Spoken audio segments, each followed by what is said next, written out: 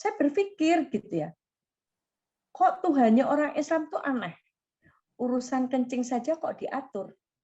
Saya dari pernikahan saya yang pertama memutuskan hubungan dengan saya. Ya, pada waktu itu saya sedang itikaf, anak saya telepon, "Mama di mana?" "Di masjid."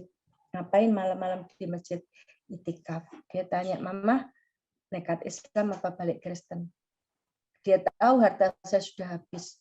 Dia bilang, "Kenapa sih Mama nekat Islam sementara harta Mama sudah habis?" Saya katakan, "Nak, satu-satunya jalan ke surga itu hanya dengan Islam." Apa kata anak saya, "Kok nekat Islam?" "Pilih anak atau agama." Saya katakan, "Pilih agama." Apa kata anak saya, "Kok pilih agama? Mulai detik ini, mulai malam ini, kamu bukan ibu saya dan saya bukan anakmu."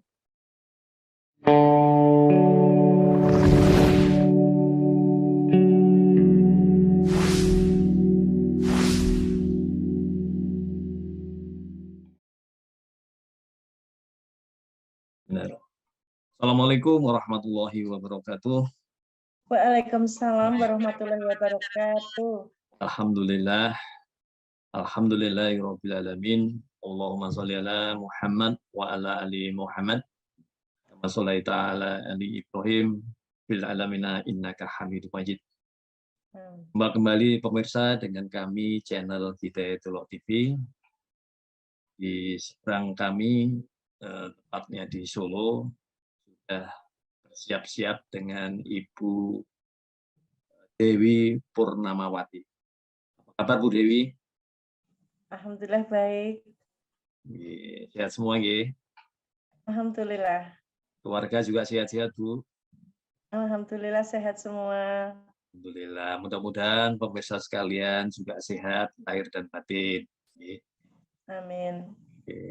Kali ini seperti biasa channel kita ini memang berisi perjalanan hijrah alat dan termasuk dengan Bu Dewi. Bu Dewi ini dulu mantan aktivis gereja, begitu Bu nggih? Nggih. Dan kita akan bertanya pada titik seperti apa kemudian Bu Dewi hijrah gitu. Tapi sebelumnya tentu kita ingin mengenal lebih jauh dengan Bu Dewi ini. Aktivitas hariannya apa Bu? Aktivitas saya keseharian, saya mengajar, saya mengajar di sebuah SMK di Solo. Di samping itu saya ceramah begitu. Bu bisa diceritakan masa kecil dan masa pendidikan Bu Dewi sebelum ya. Jadi saya lahir di Solo tanggal 13 Oktober tahun 62 ya. Saya ini awalnya saya lahir dari keluarga yang orang tua beda agama. Ya, ibu saya Kristen yang taat, sementara suami dari pihak bapak itu Islamnya Islam abangan, gitu. Sehingga saya dari kecil tidak pernah dikenalkan dengan Islam. Tapi sejak kecil saya dididik Kristen dengan taat. Yang mendidik ibu saya. Ya. Jadi bagaimana ibu saya menanamkan fondasi kekristenan yang begitu kuat kepada kami anak-anaknya. Ya. Bahkan umur sekitar 7 tahun 8 tahun ya. Bagaimana ibu saya sudah mengajarkan kepada saya untuk mengajak teman-teman gitu. Jadi kalau hari Minggu, ibu saya bilang, "Ibu ke gereja, kamu sekolah Minggu." Ya. Ibu saya bilang, "Ajak teman-temanmu yang Islam pergi sekolah Minggu." Begitu. Jadi di usia yang sekian itu saya sudah diajari untuk mengajak teman-teman yang Islam pergi sekolah Minggu. Gitu. Kenapa? Karena di dalam Kristen itu kan ada namanya amanat agung ya di dalam Injil Matius 28 ayat 19. Karena itu pergilah, jadikan semua bangsa muridku dan baptislah dalam nama Bapa, Anak dan Roh Kudus. Ya, itu tugas semacam pengutusan seperti itu. Jadi itu masa kecil saya. Jadi tidak ada kok alasan bagi saya tidak pergi ibadah. Ya. Jadi kalau hari Minggu harus pergi sekolah Minggu. Tidak hanya itu, ya. Sejak kecil ibu saya menanamkan ya untuk malam sebelum kita tidur untuk doa bersama, baca Alkitab bersama. Ya, kalau di Islam seperti halakoh begitu.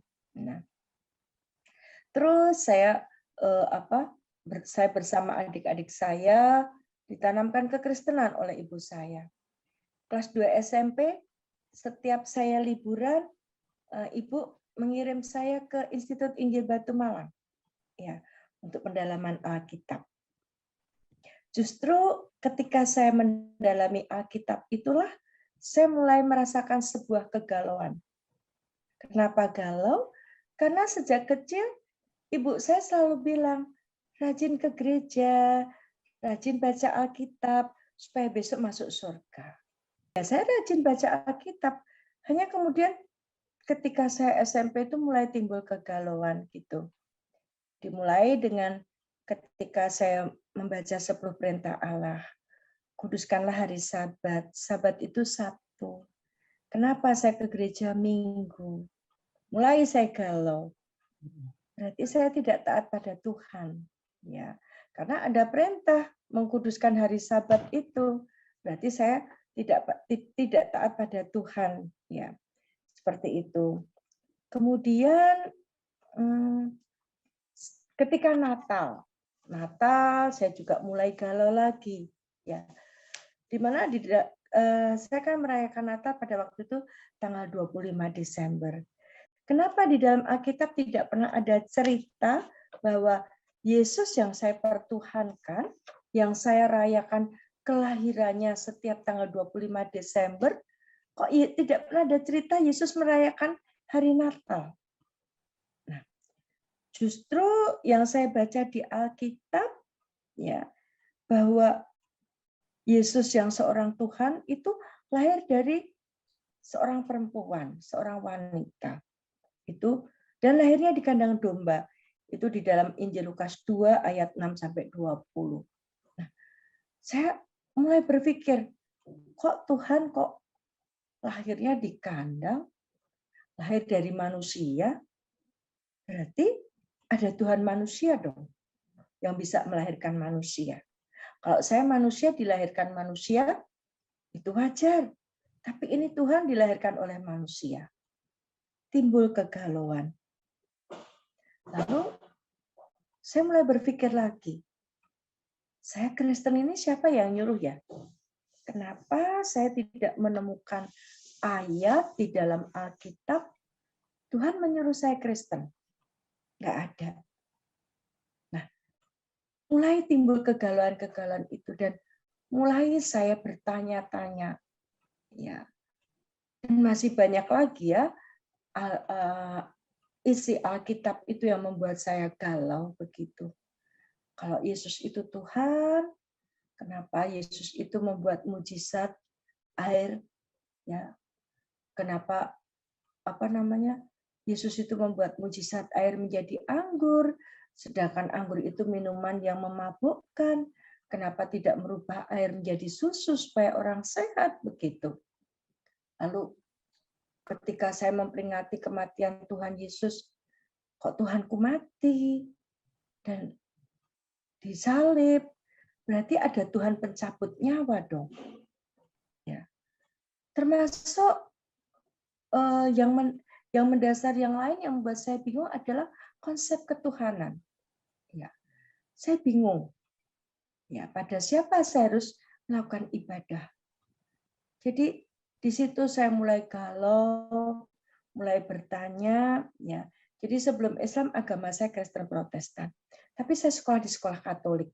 Jadi saya di samping bertanya pada guru sekolah minggu, ya, saya bertanya pada guru agama Katolik. Dan saya tidak pernah mendapat jawab. Begitu. Tidak pernah mendapat jawab yang menenteramkan hati saya. Ya. Saya mencari, bertanya ke sana kemari. Semakin saya membaca Alkitab, semakin kegalauan ini bertambah. Begitu. Sementara saya ini hidup di lingkungan Islam, ya, teman saya sebagian besar Islam, begitu. Tapi apa ya? Saya tidak pernah ketika itu tertarik pada Islam gitu. Kenapa? Ya saya hidup di Pulau Lombok, pulau yang Pulau Seribu Masjid, tetapi ketika itu pola kehidupan masyarakat itu tidak membuat saya tertarik gitu. Jadi akhirnya saya galau, di Kristen saya galau, belajar Katolik saya galau, kemudian saya itu punya teman dekat Hindu, saya mulai belajar Hindu, saya juga galau gitu ya. Sementara kami sekeluarga itu dari saya kelas 6 SD ya, saya kelas 6 SD itu tahun 74. Itu kami sudah terbiasa mendengarkan khotbahnya Kiai Haji Jainuddin MZ. Ya. Tapi kami bukan untuk menerima kebenaran Islam itu, tetapi mencari celah, ya, mencari bahan untuk mengejek yang Islam begitu. Jadi kemudian saya mencari dan mencari terus. Ya, saya bertanya ke sana kemari, ya, ke pendeta, ke dosennya pendeta, tapi tidak pernah ada yang bisa memberikan jawab kepada saya. Ya. Sampai saya kemudian SLTA, masih terus saya saya ke gereja, cuman saya merasakan itu sebuah kehampaan gitu. Ketika saya berdoa, saya mulai bingung. Saya ini minta sama bapaknya, apa minta sama anaknya. Semakin beranjak dewasa, semakin beranjak dari remaja, kemudian ke anak muda, itu kegalauan itu terus menghantui kehidupan saya. Ya, di satu sisi saya galau, tapi di sisi lain saya tidak tahu saya harus pindah kemana. Ya, karena apa? Islam tidak tertarik, Kristen galau, Katolik galau, Hindu galau. Tapi saya ikuti aja kehidupan itu. Saya tetap ikut ibu saya ke gereja. Hanya rasanya itu hambar di dalam hati. Ya.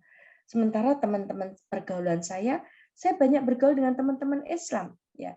Kebetulan SLTA setelah lulus SMP, saya tidak sekolah di sekolah Katolik, tapi saya SMP itu saya sekolah di STM gitu. Nah, di STM itu saya ketemu dengan teman-teman yang agama Islamnya ya hampir mayoritas teman saya Islam ya. Tapi saya bisa mempengaruhi teman-teman saya Islam. Nah, teman saya Islam yang tadinya rajin sholat, setelah bergaul dengan saya nggak sholat mereka.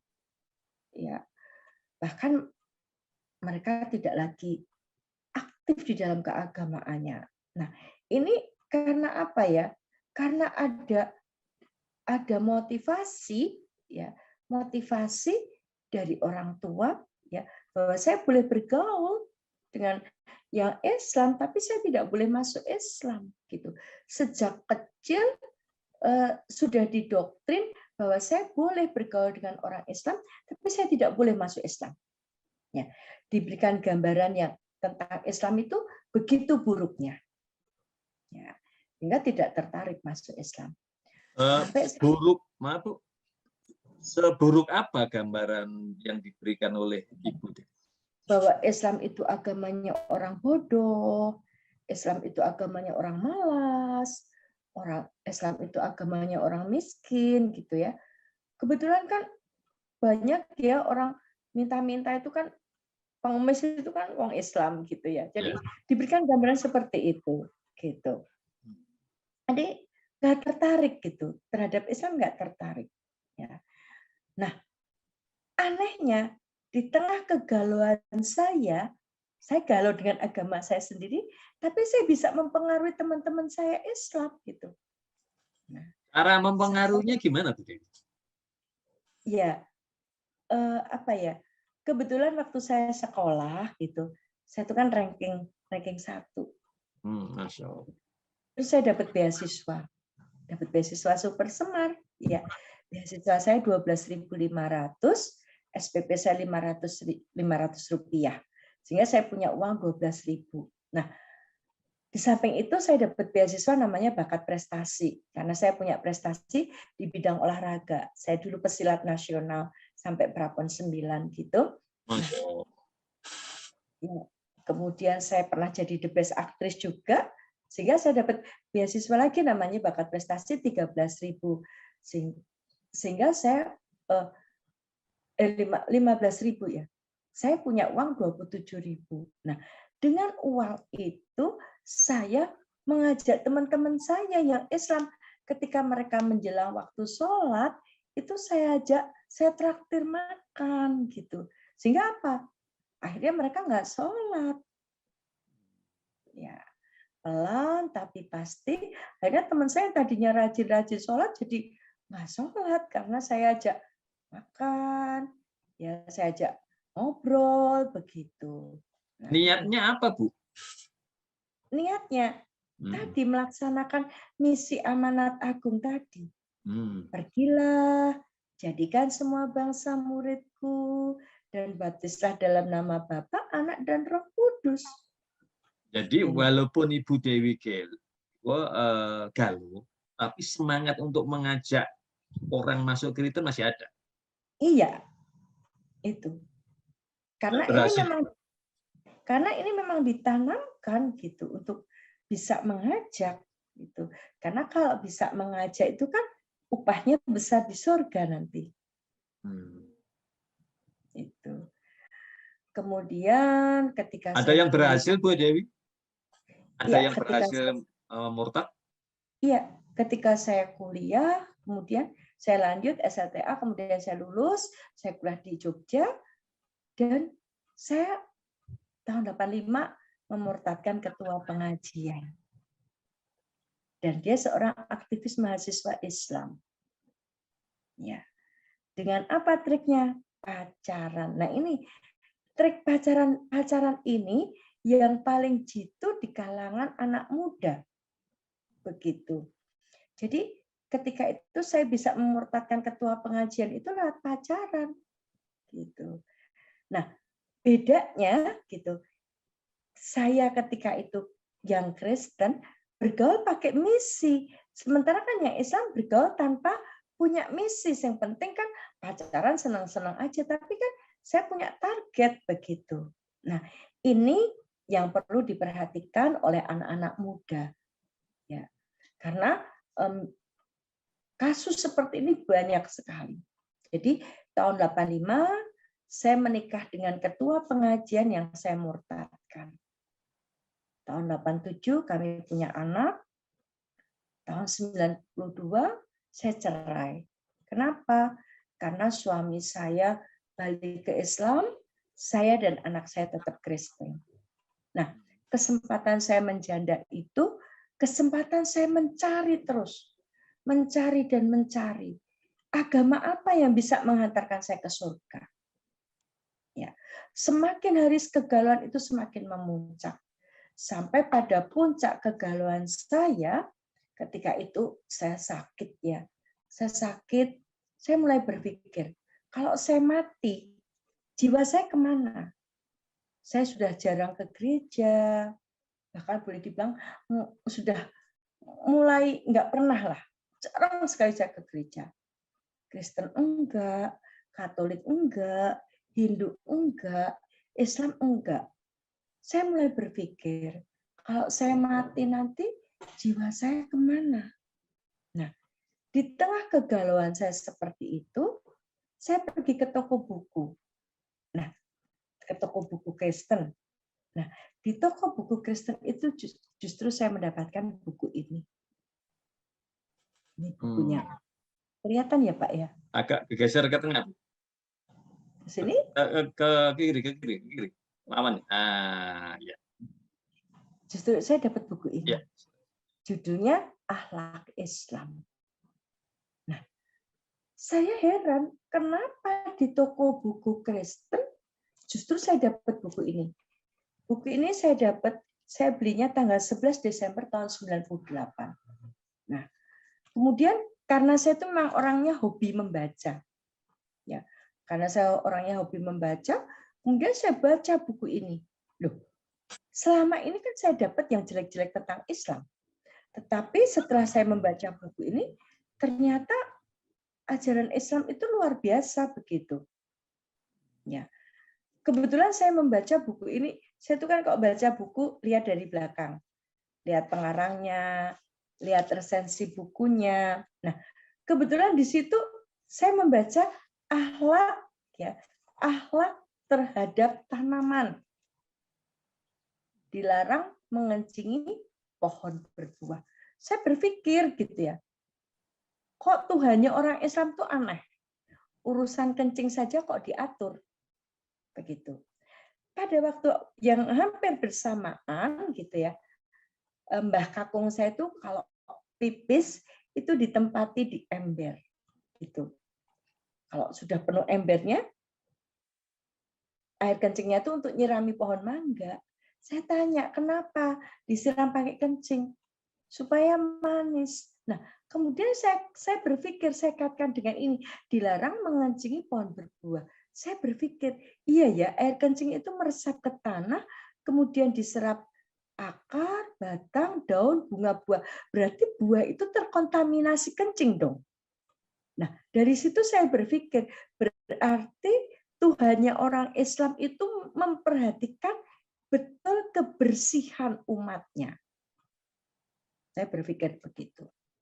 Nah, setelah itu saya membaca buku ini terus, dan kemudian saya menemui seorang teman saya yang tadinya waktu kuliah, waktu saya kuliah di Jogja. Maaf Bude.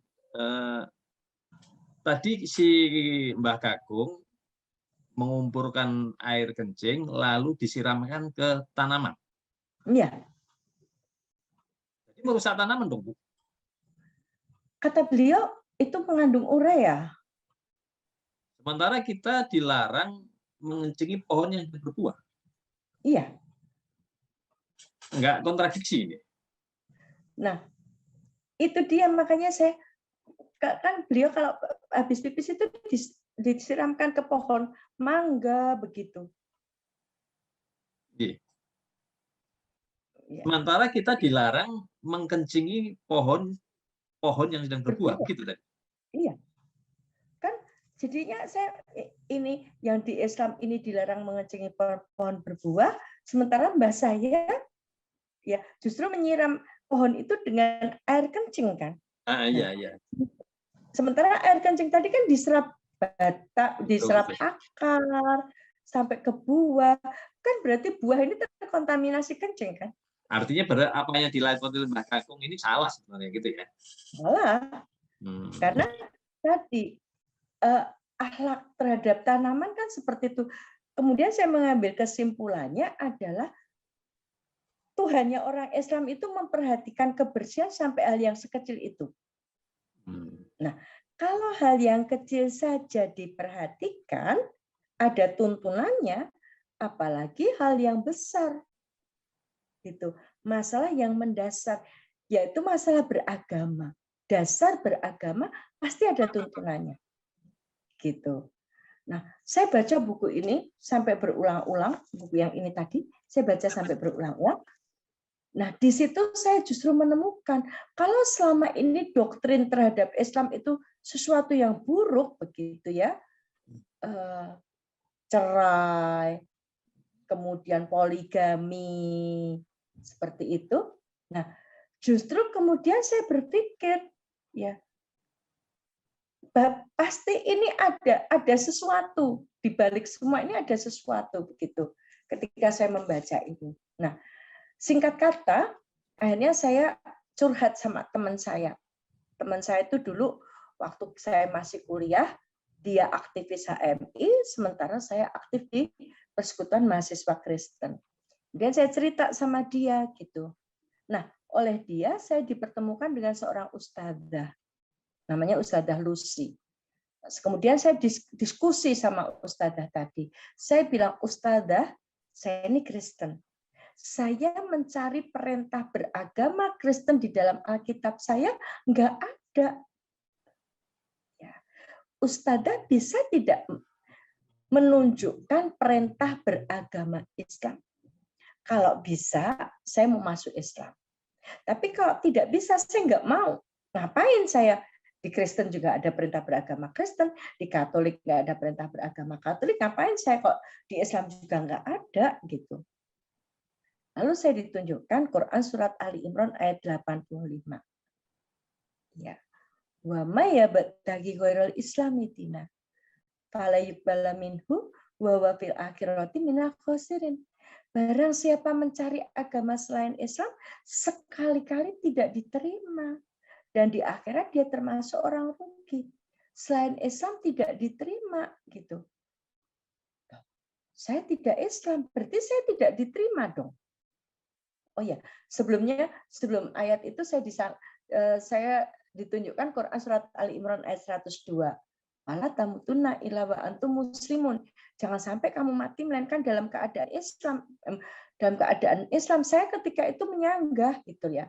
Itu kan kata-katanya muslimun, bukan kata Islam. Saya cari yang kata-katanya Islam, saya bilang begitu. Kan ketika itu saya belum paham arti muslimun.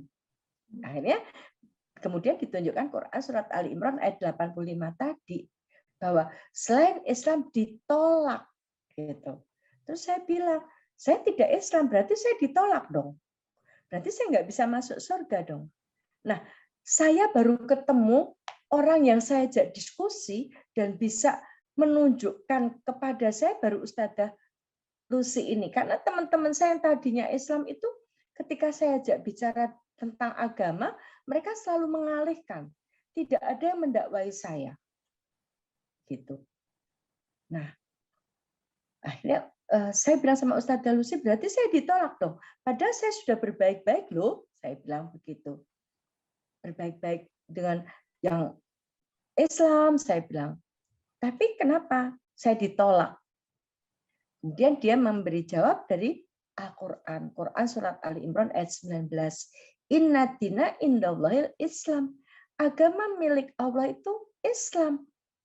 Kemudian saya berpikir ya, di Alkitab tidak pernah Tuhan itu menunjukkan agama yang diberkati Tuhan itu Kristen, nggak pernah. Karena Kristen itu kan baru muncul sekian tahun setelah Yesus itu menurut orang Kristen naik ke surga, ya. Di dalam kitab Kisah Para Rasul itu, kemudian Barnabas dan Saulus itu berkumpul begitu, ya. Kemudian Kemudian di Kisah Rasul 11 ayat 26 itu di Antiokhia lah untuk pertama kali orang disebut Kristen. Nah, yang menyebut itu manusia gitu. Sementara Katolik yang artinya universal itu baru dikenalkan tahun 110 Masehi. Ya. Itu apa ya? Sementara Yesus itu ada di dunia menurut pakar-pakar Alkitab itu sampai sekitar tahun 30-an Masehi. Nah, sementara Katolik dikenalkan oleh Santo Ignatius tahun 110 Masehi. Kalau yang mengenalkan manusia, apa mungkin menghantarkan saya ke surga begitu. Nah, ini saya ditunjukkan. Nah, ini ditunjukkan di Al-Qur'an itu ada inna dina indallahil Islam. Agama milik Allah itu Islam. Nah, dari situ setelah saya renung-renungkan, akhirnya saya menyerah. Di bulan Februari tahun 99. Ketika itu usia saya 37 tahun. Jadi saya mencari kebenaran ini bukan waktu yang pendek, Bapak. Saya mencari kebenaran itu mulai saya kelas 2 SMP. Mulai saya umur 13 tahun, saya mencari sebuah kebenaran. Sampai umur 37 tahun. 24 tahun bukan waktu yang pendek untuk mencari sebuah kebenaran. Agama apa yang bisa menghantarkan saya masuk surga? Kenapa sampai begitu lama? Karena tidak ada yang mendakwai saya. Ya, beda kan kalau sekarang ini media dakwah itu sudah macam-macam ya. Jadi kalau orang nggak tahu kebenaran itu di zaman now ini kebangetan banget gitu ya. Nah, kalau saya pada waktu itu nggak ada yang mendakwai saya. Sementara teman-teman saya yang Islam, ketika saya bicara tentang agama, mereka cenderung menghindar, ya. Bahkan teman-teman saya yang Islam ketika saya Natalan ikut Natalan. Bahkan ketika saya bohongin, saya ajak makan babi, mereka welcome aja gitu. Bahkan ketika malam tahun baru Masehi, saya ajak teman-teman saya pesta makan, makan anjing aja teman-teman saya Islam mau. Nah, ini di situ. Ya. Nah, kemudian setelah saya diskusi panjang dengan Ustadzah Lucy tadi, saya Februari 99, saya lupa tanggalnya, saya menyatakan diri masuk Islam. Itu. Nah, tapi saya ketika itu tidak langsung berdakwah, Bapak. Saya ketika itu masuk Islam, saya itu kayak anak kecil dapat mainan, senang sekali, gitu ya. Apa ya? Saya merasakan sesuatu yang sangat luar biasa. Ini yang saya cari selama sekian lama. Ada sebuah kepastian, ada sebuah jaminan ya untuk ke surga. Itu seperti itu, Bapak. Jadi kalau orang lain masuk Islam karena menikah, karena mimpi, tapi kalau saya betul-betul masuk Islam itu karena mencari sebuah kebenaran itu. Jadi apa nih? Walaupun kadang-kadang orang Islam itu mengecewakan gitu ya. Alhamdulillah sampai sekarang tidak ada kok terbersit dalam pikiran saya mau balik Kristen lagi, nggak ada gitu. Masya Allah. Sampai saya terbengong ini mendengar ceritanya Bu Dewi. Setelah saya masuk Islam itu tantangan luar biasa, Bapak. Jadi saya masuk Islam Februari 99, kemudian Juni 99 saya menikah lagi dengan orang Islam gitu. Nah, dengan suami saya yang kedua, suami saya begini, kamu belajar Islam dulu. Jadi jangan muncul di permukaan, tapi kamu belajar Islam dulu gitu. Hanya yaitu orang Allah itu mendidik saya luar biasa gitu. Saya khasanah apa ya? Saya belajar keislaman itu macam-macam gitu. Nggak enak sih saya sampaikan karena kan nanti ini didengar apa ya pemirsa gitu ya, nanti melukai yang lain gitu. Maksud Kemudian, saya secara formal belajar Islamnya itu misalnya pesantren. Saya belajar, saya yang membimbing saya dalam ketika itu beliau sudah sedo ya, Ustadz Muinuddin Basri. Saya banyak belajar dari beliau. Iya. Saya kenal Bu. Saya banyak belajar dari beliau. Masya Allah, itu betul-betul beliau itu orang saya kan secara formal kemudian saya mondok kan karena saya terikat pekerjaan. Kebetulan yaitu apa ya? Karena saya senang membaca itu, Bapak. Jadi saya senang membaca. Jadi ketika itu saya membaca, kemudian saya tidak paham, saya sowan beliau untuk minta diterangkan. Kemudian saya aktif mengikuti kajian-kajian beliau begitu. Termasuk istri beliau juga membimbing saya. Baik. Boleh nggak Bu diceritakan reaksi orang tua? Tadi Bu Dewi. Wah, reaksinya luar biasa. Jadi ujian saya itu luar biasa, Bapak. 99 saya masuk Islam, Februari, Juni 99 saya menikah dengan orang Islam. Kemudian Agustus 2001 ya Agustus 2001 saya sakit parah. Ya, tiba-tiba aja saya sakit begitu. Sakit parah, itu ujian saya. Ya, dan alhamdulillah dengan pertolongan Allah saya diberikan kesehatan gitu. Kalau menurut manusia itu umur saya pendek ketika itu ya. Tapi saya ketika itu berdoa sama Allah, ya Allah, kalau Engkau izinkan saya mohon perpanjangan waktu, saya ingin berdakwah begitu. Permohonan saya pada Allah di tengah saya sakit itu. Kenapa saya mohon pada Allah untuk berdakwah? Karena apa ya, non-Muslim itu sampai masuk Islam, itu sesuatu yang sangat luar biasa. Itu. Dia sampai berani masuk Islam itu sesuatu yang sangat luar biasa. Nah, sementara kan banyak orang Islam dengan mudah meninggalkan Islam hanya perkara dunia. Kalau saya tadi kan masuk Islam karena pengen masuk surga. Tapi yang Islam meninggalkan Islam pengen kehidupan di dunia, ditinggalkan surganya, jaminan surganya. Nah, maka itu yang menggelitik saya dan saya rindu untuk bisa berdakwah begitu. 2001 saya sakit parah. 2002 ujian saya, usaha saya bangkrut ditipu orang Islam. Ya. Ini karena saya belajar Islam pada tempat yang salah ketika itu.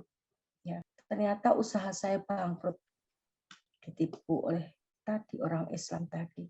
2002 sampai saya mau berhaji batal karena habis, betul-betul habis. Nah, 2003 ujian saya luar biasa. Saya masih dalam keadaan sakit, usaha saya bangkrut, suami kedua saya meninggal. 18 Agustus 2003 suami saya meninggal. Suami saya yang kedua meninggal. Nah, seminggu setelah suami saya meninggal, orang tua saya datang. Ibu saya bilang, bojomu wis mati. Kowe nekat Islam pembalik Kristen. Saya katakan nekat Islam. Apa kata ibu saya ketika itu? Kamu masuk Islam untuk opo? Kowe dihapusi wong Islam, kamu ditipu orang Islam. Nah, sementara ketika itu adik saya yang pendeta, adik saya sampai sekarang masih jadi pendeta di Cimahi, Bandung. Dan orang tua saya sampai sekarang masih aktif menginjili di Pulau Lombok. Ya. Lihat adikmu, ya, segala sesuatu diberikan oleh gereja. Sementara kamu, saya ketika itu saya sampaikan, Ibu, saya rindu rumah di surga. Ibu saya marah. Ibu saya marah ketika itu.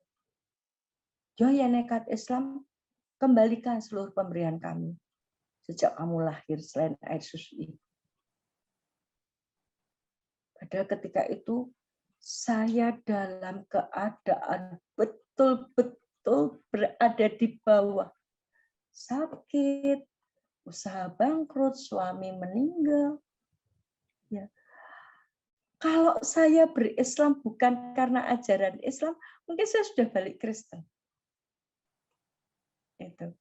Tapi ketika itu saya ini gini, saya sudah mendapatkan jalan menuju ke surga.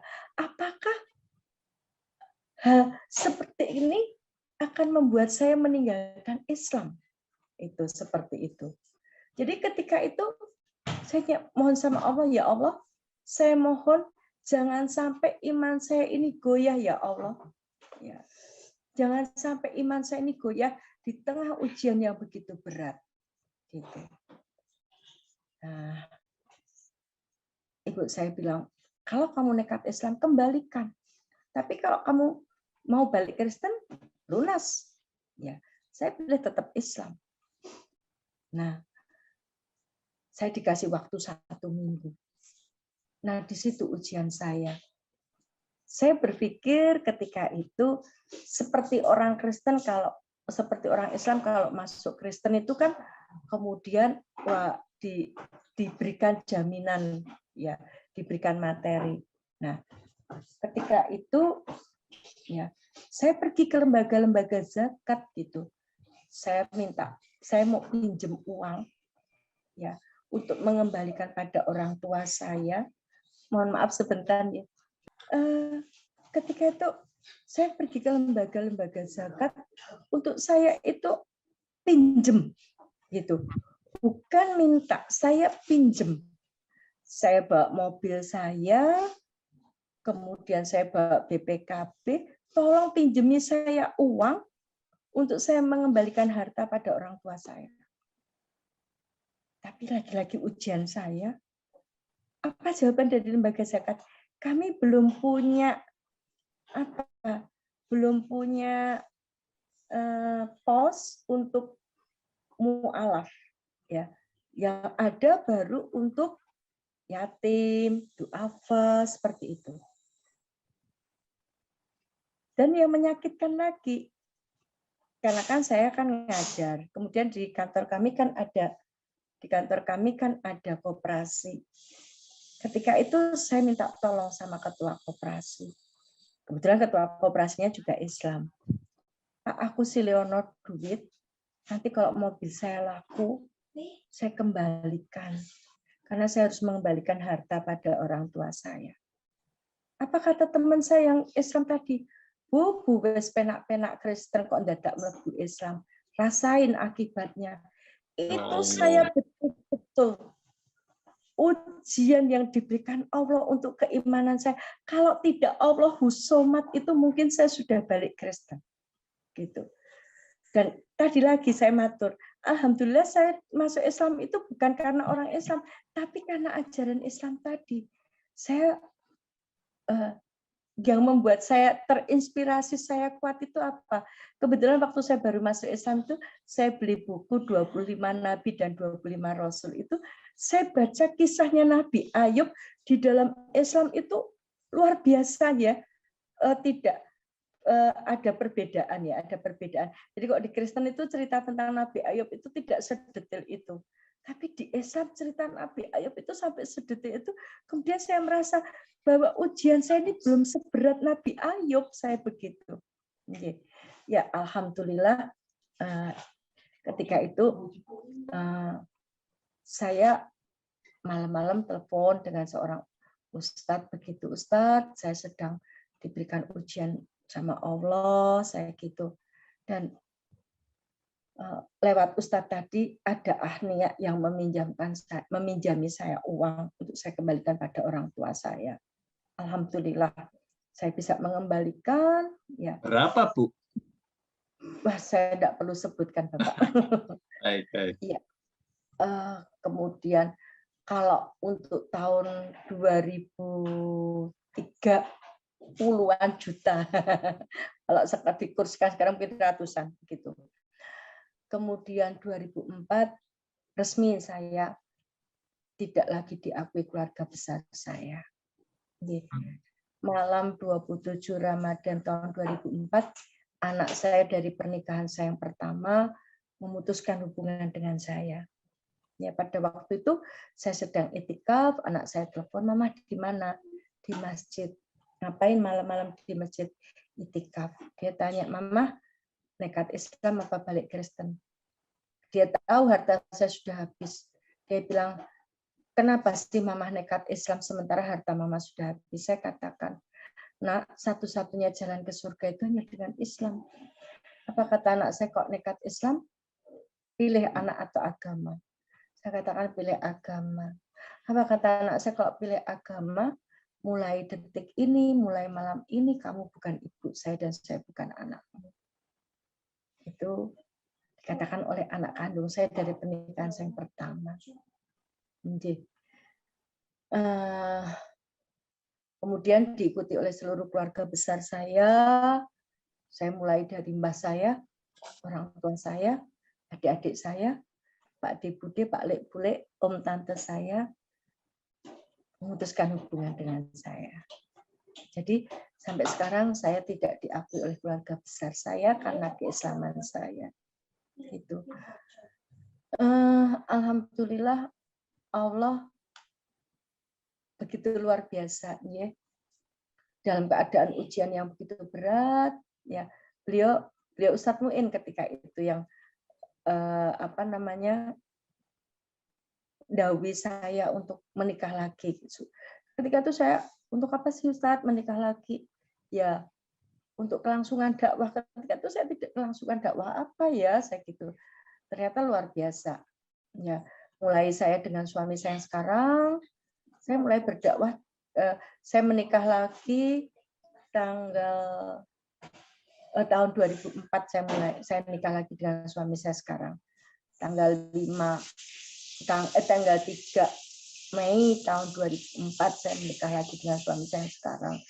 Nah, kemudian Februari 2005 saya mulai ceramah-ceramah begitu. Itu sekilas Bapak apa ujian saya, apa ya perjalanan saya ke Islam itu seperti itu. Masya Allah.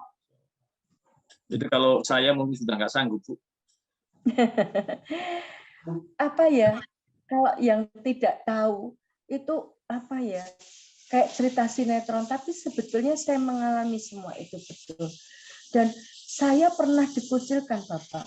Jadi di Kristen saya dianggap pengkhianat, di Islam saya belum diterima.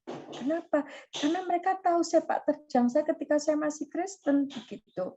Jadi saya pernah berada dalam keadaan seperti apa ya, orang sendiri, seperti sendiri, nggak punya teman, nggak punya ini. Karena apa ya, itu tadi di Kristen saya dianggap pengkhianat, di Islam saya belum diterima begitu.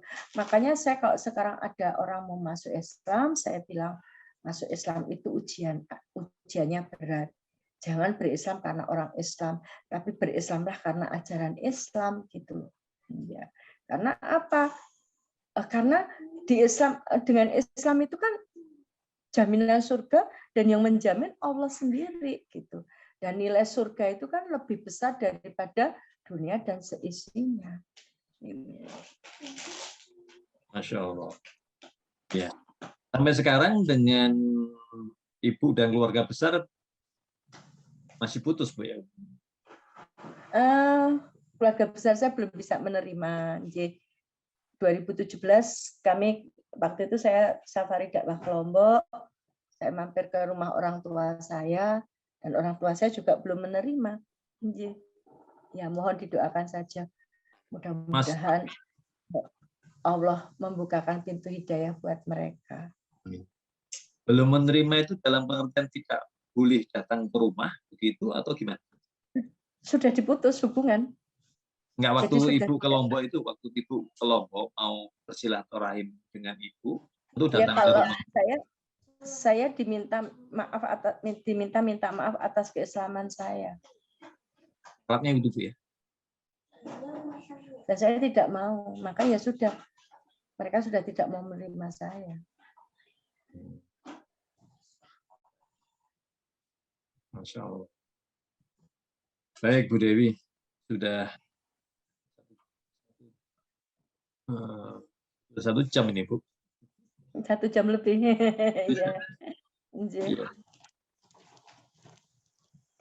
Mudah-mudahan ceritanya Bu Dewi ini menjadi inspirasi, menjadi penguat kepada para mu'alaf, juga meneguhkan bagi kami-kami yang Islam sejak lahir.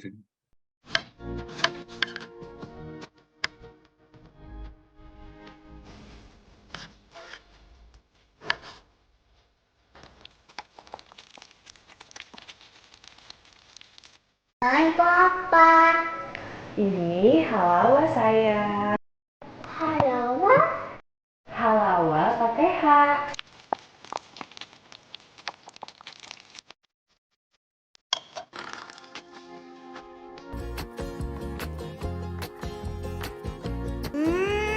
Enak.